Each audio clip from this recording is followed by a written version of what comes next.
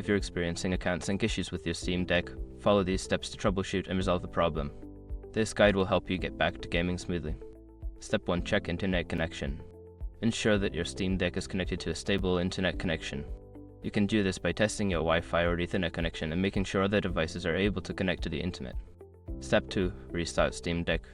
Sometimes, a simple restart can resolve sync issues. Power off your Steam Deck completely, wait a few seconds, and then turn it back on to refresh the system. Step 3. Verify Steam account credentials.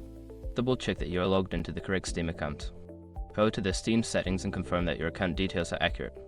If necessary, log out and log back in. Step 4. Update Steam client. Make sure that your Steam client is up to date. Go to the Steam settings and check for any available updates. Download and install any updates to ensure you have the latest features and fixes. Step 5. Clear Steam cache. Clearing the cache can help resolve sync issues. Navigate to the Steam settings, find the option to clear the cache, and follow the prompts. After clearing the cache, restart the Steam client. If you follow these steps and still encounter issues, consider reaching out to Steam support for further assistance. Happy gaming!